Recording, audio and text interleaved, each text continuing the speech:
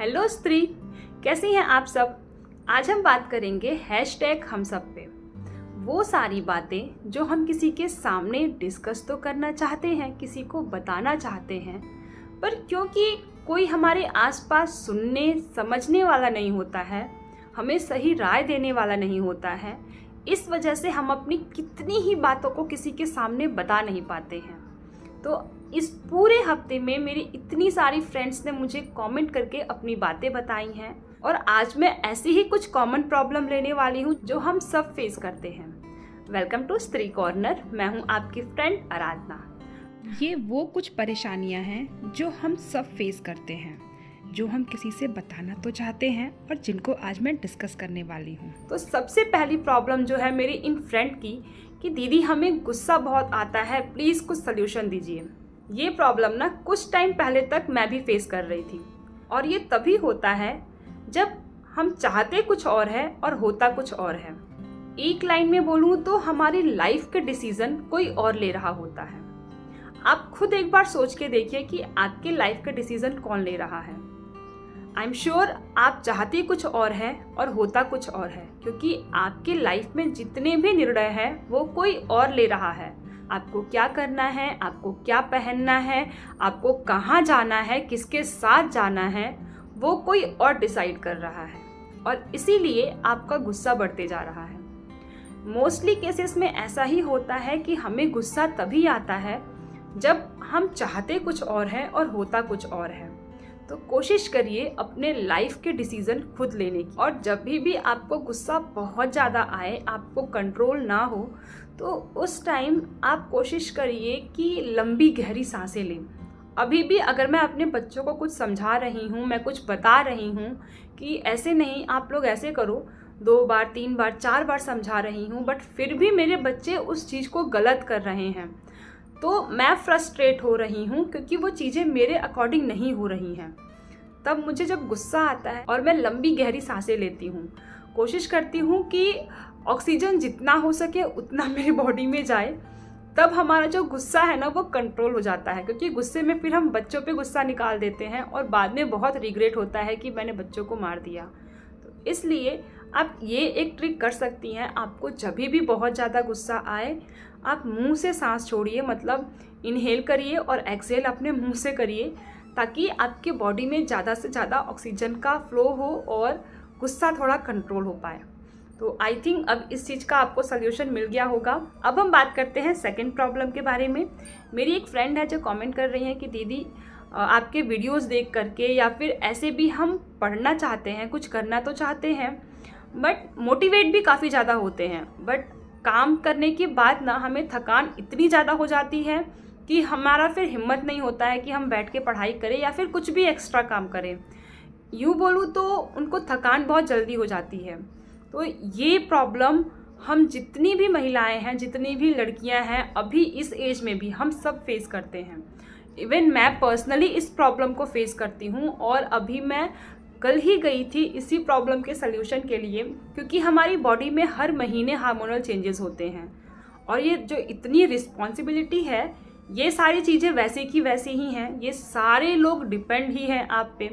अगर आप एक जॉइंट फैमिली में हैं तब तो बहुत ज़्यादा काम है। अगर आप एक अलग न्यूक्लियर फैमिली में भी हैं, सिर्फ आप, आपके हस्बैंड, आपके बच्चे हैं, तो भी बच्चे, हस्बैंड और घर के सारे काम आपको ही करने हैं, तो वो भी रिस्पॉन्सिबिलिटी कम नहीं है। तो ये सारे काम तो करने ही हैं। हम जितनी भी औरतें हैं, 70% औरतों के अंदर आयरन की कमी होती है। तो जब भी आपके पीरियड्स का टाइम हो तो कोशिश करिए कि वो चीज़ें आप ज़्यादा खाएं जिसमें आयरन अच्छा हो, और उसके साथ साथ खट्टी चीज़ें, नींबू, संतरा, ये सब खाइए ताकि जो भी आप खा रही हैं ना वो एब्जॉर्ब कर पाएँ। जब हम विटामिन सी लेते हैं ना, तो वो अगर हम कोई भी चीज़ खा रहे हैं तो जो उसके न्यूट्रिएंट्स है वो अच्छे से एब्जॉर्ब कर पाता है विटामिन सी के कारण। तो इसलिए आयरन की चीज़ें खाइए या तो आयरन के सप्लीमेंट्स ले लीजिए। और आई थिंक हर वीमेन को हर 2 महीने 3 महीने पे आयरन और कैल्शियम के सप्लीमेंट्स तो लेने ही चाहिए। स्पेशली अगर आप फीडिंग करा रही हैं अपने बच्चे को, तब तो आपको आयरन और कैल्शियम लेना ही चाहिए, वरना हमारी बॉडी में जो हर महीने हार्मोनल चेंजेस हो रहे हैं, इस वजह से बहुत जल्दी थकान होने लग जाती है। मैं खुद अभी इन सब चीज़ों को फेस कर रही हूँ, इसलिए मैं कल ही गई थी और आयरन और कैल्शियम के सप्लीमेंट्स लेकर के आई हूँ। आपके आसपास जो भी प्राथमिक स्वास्थ्य केंद्र होंगे, जो सरकारी होते हैं, जो गवर्नमेंट के होते हैं, वहाँ चले जाइए और फ्री ऑफ कॉस्ट आपको आराम से आयरन और कैल्शियम के सप्लीमेंट्स मिल जाएंगे। और सिर्फ 10 दिन आप आयरन कैल्शियम के टैबलेट्स ले लीजिए, आपको जो थकान की प्रॉब्लम है ये नहीं होगी। इस बीच मुझे भी बहुत जल्द थकान हो जा रही थी। मैं कोई भी काम कर रही हूँ तो मतलब थकान सा मुझे फील हो रहा है। इवन जब मैं बैठ करके खड़ी होती हूँ तो उस टाइम खड़े होने पे पूरा अंधेरा हो जा रहा था, मतलब चक्कर आ रहे थे। तो इसलिए इस बार जब हस्बैंड आए हैं तो मैं उनके साथ गई थी हॉस्पिटल में। तो डॉक्टर ने मुझे समझाया कि अगर आप फीडिंग करा रही हैं तो ज़रूरी है कि आप कैल्शियम और आयरन लीजिए। कि हमारी बॉडी बहुत सेंसिटिव होती है, हर महीने हमारी बॉडी में हार्मोनल चेंजेस हो रहे हैं, इसलिए पहले खुद का ख्याल रखना बहुत ज़रूरी है। अगर हम स्वस्थ रहेंगे तो ही हम अपने पूरे परिवार को स्वस्थ रख पाएंगे। अब हम बात करते हैं थर्ड प्रॉब्लम के ऊपर।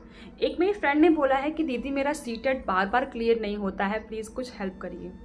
तो देखिए, अगर आपका सीटेट क्लियर नहीं हो रहा है, सिर्फ और सिर्फ 1 से 2 चैनल, मैं अपना एक्सपीरियंस बताऊं तो मैंने लेट्स लर्न और सचिन एकेडमी, इन 2 चैनल्स को ही फॉलो किया था।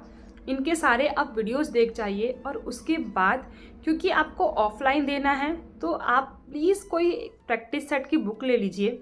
उसके प्रैक्टिस सेट ज़रूर लगाइएगा, क्योंकि ना एक स्क्रीन पे देख करके पढ़ना और एक बुक में देख के रीडिंग करना, उसमें डिफरेंस हो जाता है। तो जब तक आप बुक में देख के रीडिंग नहीं की रहेंगी, आपकी स्पीड स्लो हो जाती है। अगर आप सिर्फ स्क्रीन पे डिपेंड रहेंगी, अगर आप सिर्फ फ़ोन में लेकर के प्रैक्टिस सेट कर रही हैं तो भी थोड़ी प्रॉब्लम होती है। पहले आप वीडियोस देख लीजिए, उसके बाद कोई भी प्रैक्टिस सेट ले लीजिए बुक, और उस बुक को लेकर के सॉल्व कर लीजिए। बस इतना कर लीजिए, आपका सीटेट क्लियर हो जाएगा। सचिन एकेडमी और लेट्स लर्न, इन 2 चैनल्स को फॉलो कर लीजिए। अब बात करते हैं नेक्स्ट कमेंट पे। मेरी एक फ्रेंड है जो बता रही है कि उनके ऊपर रिस्पॉन्सिबिलिटी बहुत ज़्यादा है, क्योंकि घर में और कोई है नहीं, मदर इन लॉ थी बट वह एक्सपायर हो गई हैं, तो सबकी रिस्पॉन्सिबिलिटी अचानक से आ गई हैं। वो क्या करे, कैसे चीज़ों को मैनेज करे। देखिए, लाइफ में कब किसके साथ क्या हो जाए हम में से किसी को नहीं पता। मिस हैपनिंग तो कभी भी हो सकती है, बट कोशिश करिएगा स्टार्टिंग में सबको संभालिए। जब चीज़ें थोड़ी सी नॉर्मल हो जाएं तब आप काम को डिस्ट्रीब्यूट करते जाइए। सबको खुद पे डिपेंड मत बनाइएगा, क्योंकि अगर आज सब कोई आप पे डिपेंड हो जाएगा तो लाइफ टाइम आपको उनके लिए करना ही पड़ेगा, क्योंकि हर एक इंसान आप पे डिपेंड रहेगा। अभी आपके लिए मुश्किल फेज़ होगा। अगर जब चीज़ें नॉर्मल हो जाएं, मतलब 6 महीने तक, 3 महीने, 4 महीने, जब भी नॉर्मल हो जाए, तब पोलाइटली, आराम से, प्यार से काम को, रिस्पॉन्सिबिलिटीज़ को डिस्ट्रीब्यूट प्लीज़ ज़रूर कर दीजिएगा। पूरे घर को खुद पे डिपेंडेंट मत बनाइए, क्योंकि फिर आप अपने लिए कुछ नहीं कर पाएंगी। आप खुद देखिए, जब हम नई बहू बन के घर में आते हैं तो सबकी रिस्पॉन्सिबिलिटी तो हम अच्छे से उठा लेते हैं, बट घर में जितने ही मेंबर हैं हर कोई आप पे डिपेंड हो जाता है, और ना चाहते हुए भी फिर हमें वो सारे काम करने ही पड़ते हैं। तो इसलिए, बाकी आपकी फैमिली है, आपको चीज़ें बेटर वे में पता है आप क्या कैसे कर सकती हैं।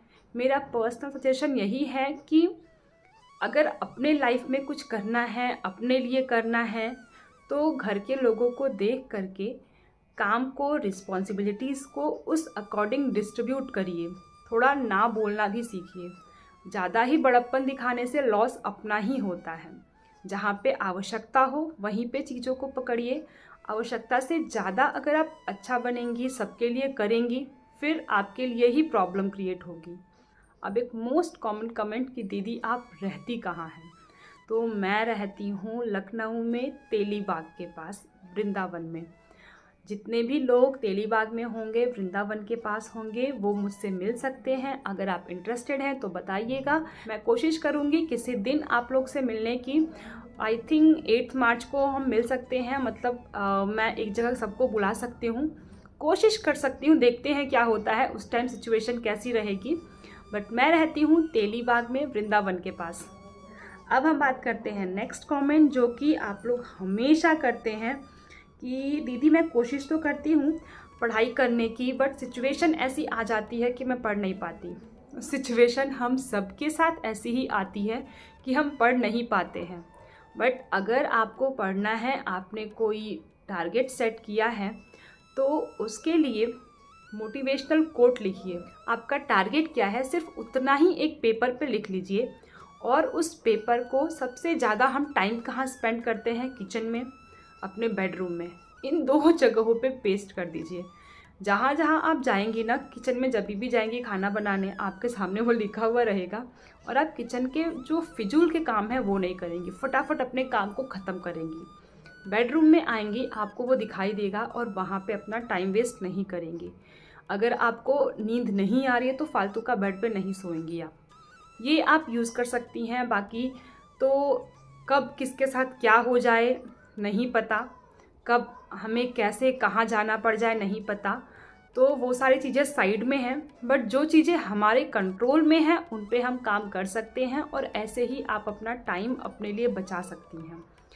कि अपने गोल को लिखिए एक पेपर पे और उसको पेस्ट कर दीजिए। किचन में, रूम में, हॉल में, जहाँ पे भी आप ज़्यादा टाइम स्पेंड करती हैं, आपको लगता है कि आप वहाँ पे आपका टाइम वेस्ट होता है। तो अब आज का वीडियो यहीं पे ख़त्म करते हैं, वरना फिर बहुत लेंदी हो जाएगा वीडियो। तो ये था इस पूरे हफ्ते के कुछ कॉमन कमेंट जो कि हम सब जिनको फेस करते हैं, मैंने उन्हीं कमेंट्स को लिया है। और अगर आपके पास भी कुछ ऐसी बातें हैं जो आप किसी के साथ डिस्कस करना चाहती हैं, बट क्योंकि आपके आसपास कोई ऐसा है नहीं जिससे आप वो बात बता पाएँ, जिसके साथ आप डिस्कस कर पाएँ, तो आप मुझे कमेंट करके बता सकती हैं। और अगले संडे को मैं फिर इन सारे कमेंट्स पे डिस्कस करूँगी। आज किसी रीज़न की वजह से मैं ये वीडियो अपलोड नहीं कर पाऊँगी, क्योंकि एडिट करने में मुझे टाइम लगता है और वो आज मैं नहीं कर पाऊँगी एडिट, इसलिए अब कल मीन्स मंडे को ही मैं ये वीडियो अपलोड करने वाली हूँ। तो ये था आज का वीडियो। आई होप आपको पसंद आया होगा और अगर आपके पास कोई क्वेरी होगी, कोई सजेशन होगा तो कॉमेंट बॉक्स आपके लिए ही है। मिलते हैं फिर नेक्स्ट वीडियो में।